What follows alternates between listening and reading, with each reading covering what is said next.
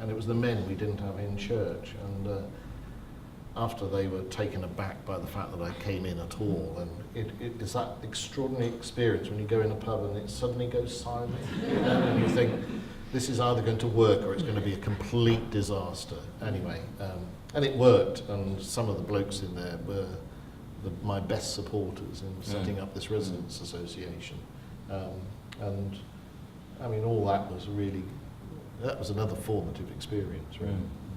So you went on to Westminster, where you started working with, two Archbishops of Canterbury. Yes, although before that, I mean, the reason I went, shall I tell the truth? Yes, probably. It's a good idea, isn't it, if you're a bishop?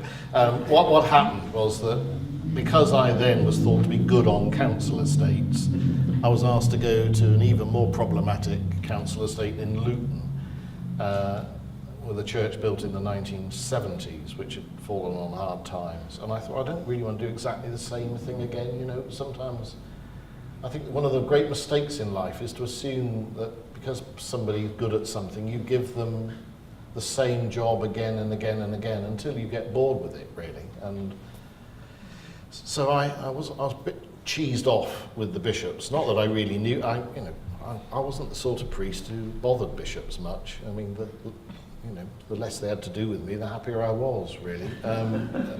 So I thought, well, I don't think they know what I would like. And I then got very cross because we had 2 or 3 ordination candidates in the congregation, and one of them was turned down. And a bit like lots of clergy do, he was my boy. How dare they turn him down? It was a bit like, I felt offended, really. I mean, it's a bit like them saying, I'm not really up to knowing who ought to be ordained or not. And so the next week I saw an advert in the Church Times. You didn't respond to adverts in those days. This is 1982. There weren't very many of them, but there was an advert for a selection secretary, that is dealing with the selection processes for ordination candidates at Church House in Westminster. And I decided to apply. I didn't actually tell my bishop or anything. And then I discovered, God was on my side. The Bishop of St Albans came for the first time since the consecration of the church to do a confirmation one Sunday, asked me whether I was going to stay there much longer. And I said, well, actually, I've just had a letter to say I'm being called for interview in Church House, Westminster on Wednesday for this job. He said, I know, I'm the chairman of the interview panel. And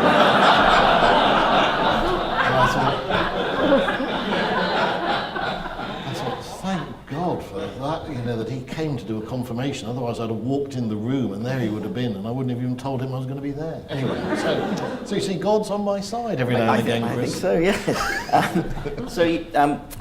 Let's just talk briefly about the 2 Archbishops of Canterbury that you worked with. Robert Runcie, you joined in 1987. You became firm friends, and I understand you actually preached at his funeral in 2000. A man of great principle and beliefs. And I'm going to just quote from one obituary that said, tall and elegant, urbane and witty, he had the sort of charisma that made everyone he spoke to feel special. People loved him for it. He was a workaholic perfectionist, demanding impossibly high standards of himself and of his staff. Yes. What did you most admire about him during your years as firstly a work colleague and then later as a friend? Well, I think the thing that I admired about him was his meticulous preparation for every engagement. He never reached the stage where he was arrogant enough to think, I can do this without preparation. So he was always nervous before anything, really. But then the joy of it afterwards, was I used to love coming back of an evening where in the back of the car, we'd be after some event, whether it was in London or somewhere else. And one of the great things that he had was a wonderful sense of, not just his sense of humour, but his sense of observation. He would always have noticed something about which we could laugh afterwards, when you could feel the sort of release after an event. So that was one of the human sides of him. It was his capacity to observe things. I think the other thing was his, he's not unique in this, his reserve, really, about himself. You know, I mean, this was a man who had a military cross as a result of crawling from one tank to another and saving some of his men when it went under fire. And you would never have known it, really. And one of the things I felt, if you remember, it's a long, well, some of you won't remember, but it's a long time ago after the Falklands War when he was being criticised for his sermon, which was about reconciliation. And I remember reading this stuff in the Daily Mail talking about this lily-livered archbishop, you know, who knew nothing about what our troops... I thought, this is a man with a military cross, for goodness sake. You know, he was a tank commander. But he never played on that or used that as grounds for what he had to say. You know, there was an essential humility and modesty about him, which endeared me to him. You know, you can love a man like that. And that's what made you want to do anything for him. I mean, he was a workaholic. I mean, I was saying to you beforehand, I remember coming back. I mean, Julie put up with a lot, really, because the kids were young then, and we were living at Lambeth. You lived right, there was a cottage right opposite the main door of the palace. And we'd been for 3 weeks and 2 days on a huge tour of Central and Southern America. And we came back, he went straight from the plane, he went straight to his study. And I went home and saw the kids and Julie, and within 10 minutes of getting there, he was on the phone. Can you come over, Graham? There's something here I want to talk to you about. You know, and this is when he could be infuriated. But of course that was because the job was so all-consuming. And fortunately, you know, I have an understanding wife who's still married to me, despite it all. You know. So you were consecrated as a bishop in 1993, so 25 years ago.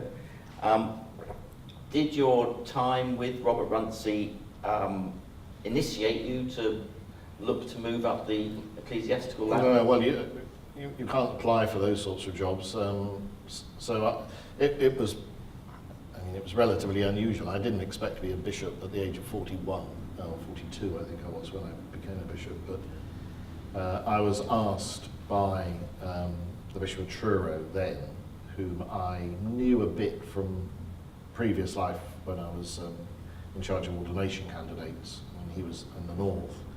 And I just got a call one day saying, you know, you may like to give me a call because I think there may be something that you can help me with in the Diocese of Truro.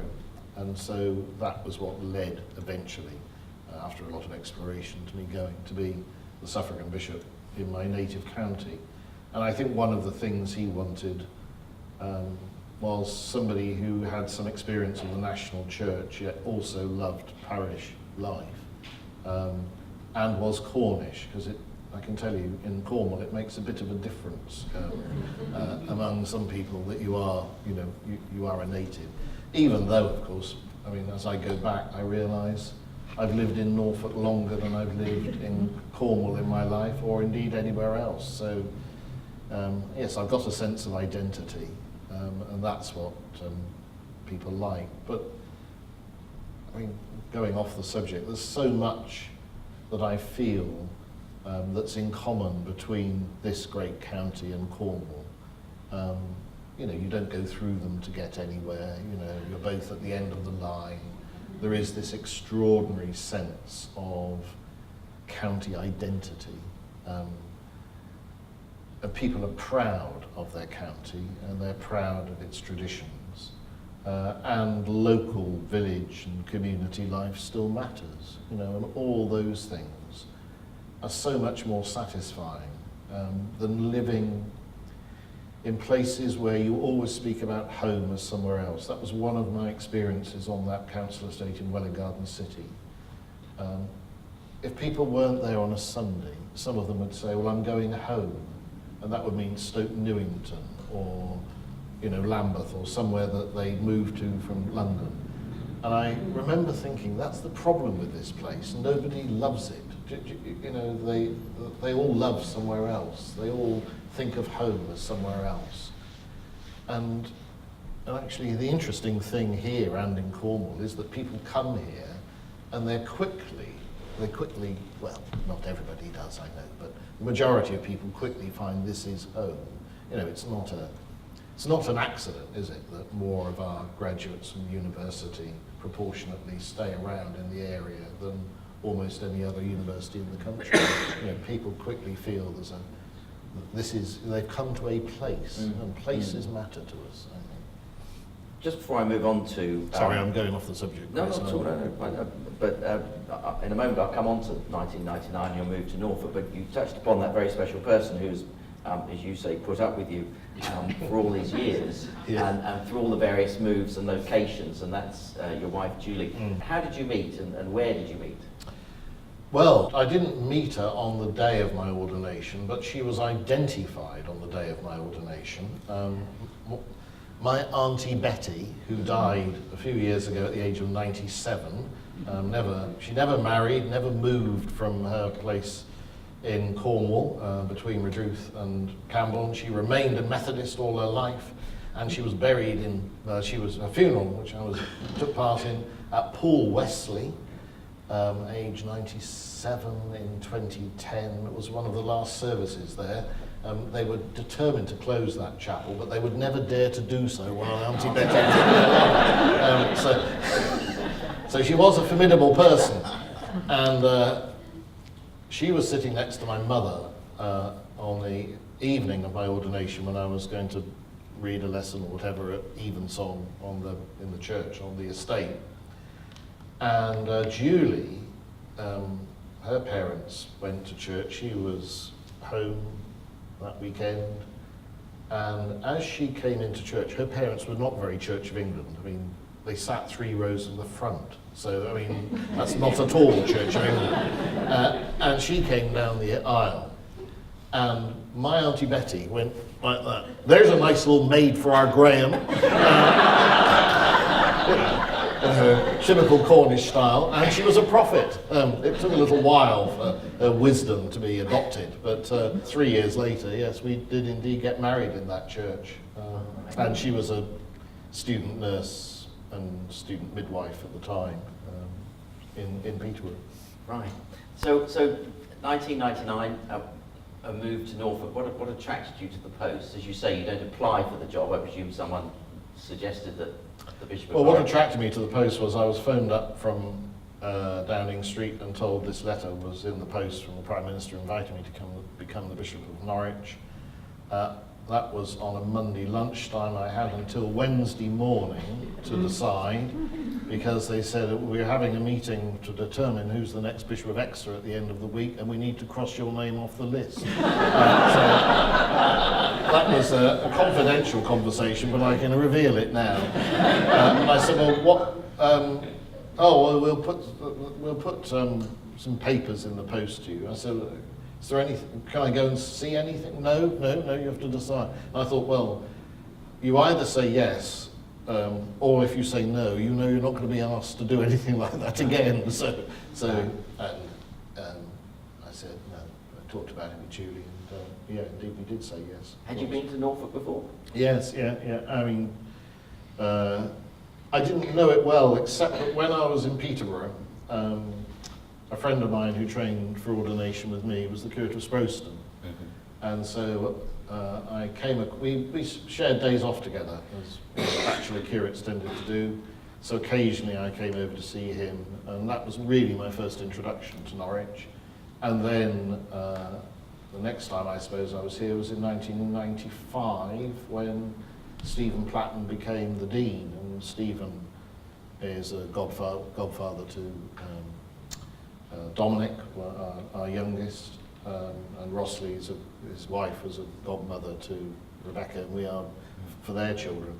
So we already knew the Dean of Norwich. I mean, and apparently at the Crown Nominations Commission, there was a lot of discussion about whether it would be a good thing for the Dean and the Bishop to be friends.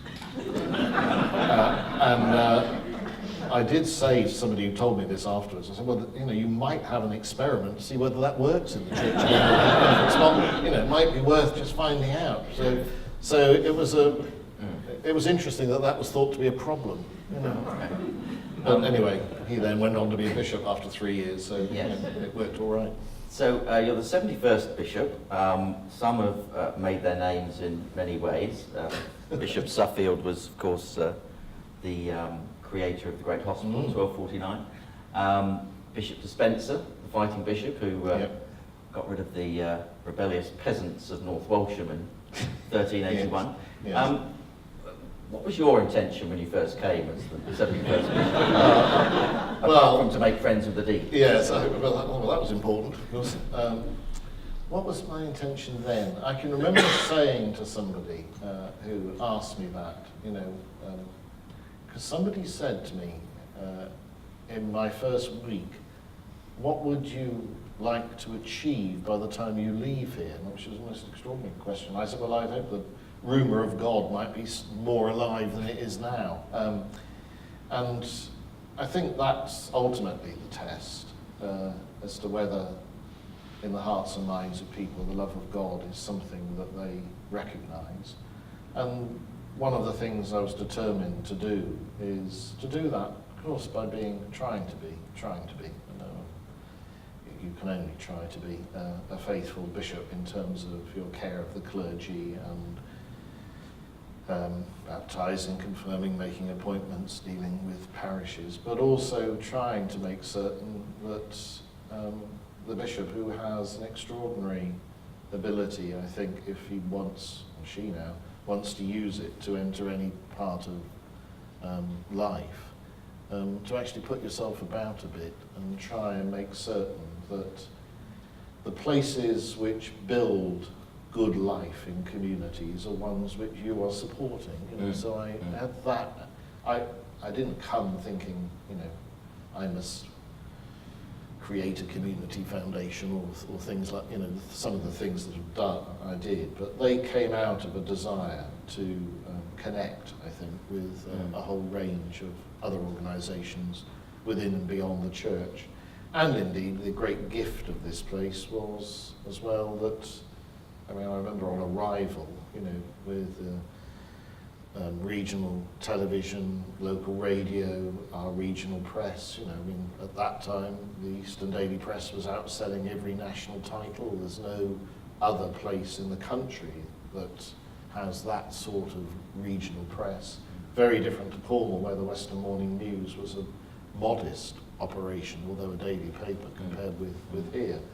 And so you had all sorts of opportunities, I think, to venture beyond the life of simply church congregations. And that I've continued to enjoy. I mean, last week I was in Lowestoft for a day and visiting the scientists at the CFAS Centre, and then at